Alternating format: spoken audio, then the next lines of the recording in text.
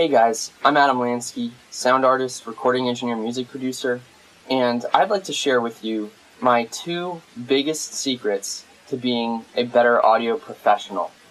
Be you a recording engineer, or a live sound mixer, production sound recordist on a film set, whatever, it doesn't matter. These 2 secrets will help you in any aspect of the sound business, possibly any aspect of any business in general. These secrets do not deal with compressors or microphones. These secrets have nothing to do with phase alignment or some kind of plugin or other technical aspect. These 2 secrets deal directly with the most important aspect of your business, and that's people. Okay? So I'm going to put these in context with which I deal with them all the time. And so as I'm explaining these things to you, try to imagine in what context of yours these ideas might help out. So one of my clients in Portland is a live piano concert organization. They specialize in solo recitals. They'll bring in people from around the world within the United States to perform these incredible pieces of music with one person on one piano, unless it's 2 people on one piano, or 2 people on 2 pianos, but that's a different story. So,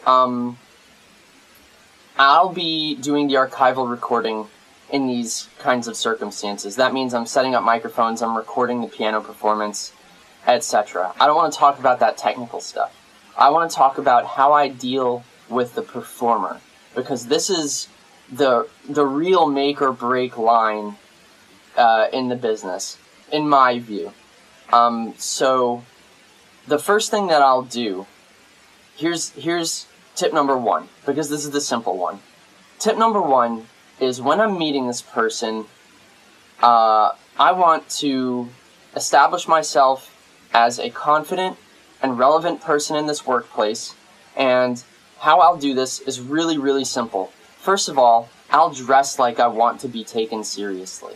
And for me, that entails dressing in a way that's similar to my clientele. So these are pianists who are professionally trained, probably have master's degrees. I'm going to be wearing my suit and a tie if I have it, but not just like a corporate looking suit or tie, maybe something a little more chic if possible. That makes me more relatable to this musician. I look like someone they want to deal with.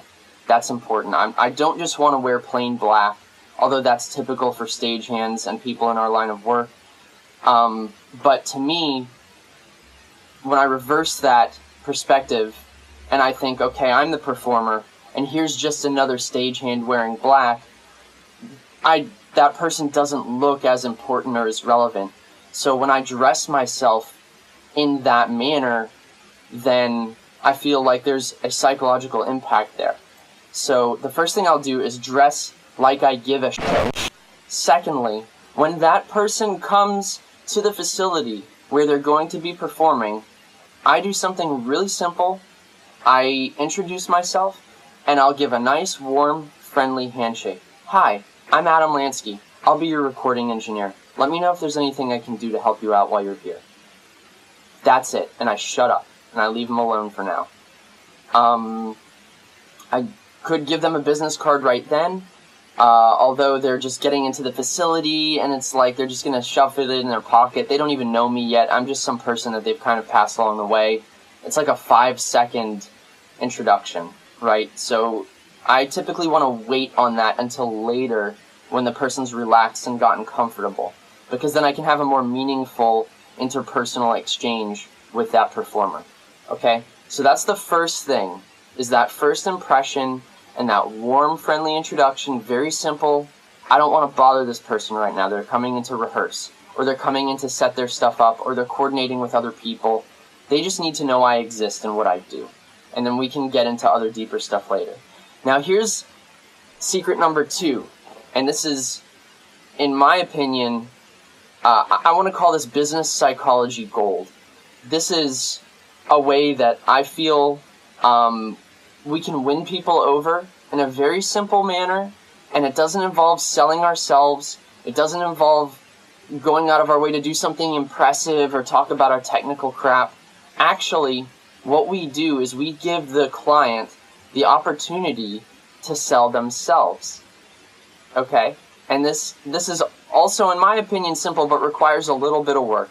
So let's say this pianist who's coming in is, let's just call this person Jane Doe. Okay, great. So, who is Jane Doe, and why do I care? Is this person just another musician or instrumentalist, performer, what have you, who's coming in, they're going to send some music out across the auditorium and get out? Or is this person actually, within themselves, a universe? Is this person someone who has been working their entire life to be here in this moment now so they can share with us their music? And what has happened along that journey? That's how I approach every client and every person with whom I'm collaborating. So here's what I do. I take about 10 minutes of my time, either before I set up or after I set up, before they get there, whatever, and I do a little bit of research on Jane Doe. Who is she? Where is she from? Where did she go to school? Did she win some awards? What has she been studying? Who else has she collaborated with? Where else has she performed? Right? And I collect this information, and I pick out something that to me is interesting. Say she won an award at a summer festival at some point in time. Okay? What I'll do then is I'll wait until there's a lull in the practice, or until I actually have some kind of real question I need to ask about the performance or setting my levels, whatever. And I'll take that opportunity. I'll say something like, "Hey Jane, I understand you won an award at such and such music festival. How did that go? Did you make a lot of good connections there?" And that's it. I just shut my mouth and I let Jane talk. And here's what happens. First of all, Jane doesn't know me. Jane, before this moment, never knew I existed. And although I never knew Jane existed before this moment either, I know something about Jane. And so in Jane's mind, it's like, oh my God, I don't even know this person, but he knows something about me. And it's something that I love, and I'm proud of, and I had a great time doing. And I get to tell him about this now. And so what happens is I've just got Jane talking about her life and about something she loves. Who doesn't enjoy talking about the things they love? Everybody does. It's okay. That's human nature. So I let her talk a little bit. And now she's having a nice time, taking a few minutes, talking about herself. And I'm just sitting there listening. Let her do it. And this lets her know that I know who she is, I care, I want to listen to her, I value her experience and her thoughts. And then at the end of it, maybe she'll reciprocate with a question. Most likely not, because she's focused on the performance and practicing, doing what she's doing right. But in the end, that's when I give a business card. And I top it off with that moment. I say, "Oh, that's really cool. Thanks for telling me about that. By the way, here's my card. If you need anything else while you're here, or if you have any questions about the recording, just let me know. You can call or text, email anytime. Nice talking with you, Jane." And that's it. I shut my mouth, and I walk away, and I go back to my business. But here's what's come out of that now. This is the second impression I've got to make on Jane. The first was just that in passing, "Hi, I'm such and such," right? And here's what I look like, okay? But now, on the second impression, I'm a person who's listened to her, and she knows that I'm accessible. She's got my contact information. She can get in touch with me if she needs help with other stuff. I don't need to be pushy beyond that. I've already established a positive interaction with her, and so she has this memory now of a pleasant talk with me. And I didn't even have to say anything. I just let her tell me about herself. And usually what happens is, at minimum, I get remembered as a nice guy. Maybe I'll get worked with again. And at maximum, I'll get a phone call at some point in the future. "Hey, can I hear those recordings? Hey, can I work with you again?" Something like that. It's all about dealing with people. Let me tell you something. When I first started getting into orchestral recording and archival work, I was using MXL 840s and a Focusrite what was it? It was this Focusrite Sapphire Pro 40, which by all means is a good interface within its price range and within its bracket. But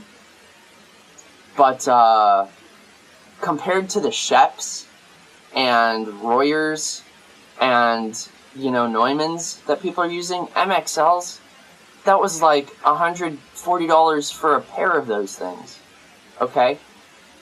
But placement is key, editing is key, etc. But it was really those interpersonal interactions, establishing myself as a confident person, an authority in my field, and someone who's fun and easy to deal with. That is really how I was able to get where I am today, and I continue to do so. So anyways, I hope you've enjoyed this little chat. My 2 biggest secrets, not about technical stuff, about human beings and being human, and, just talking about that. So thanks for watching, and, yeah, stay tuned. Have a great day, guys.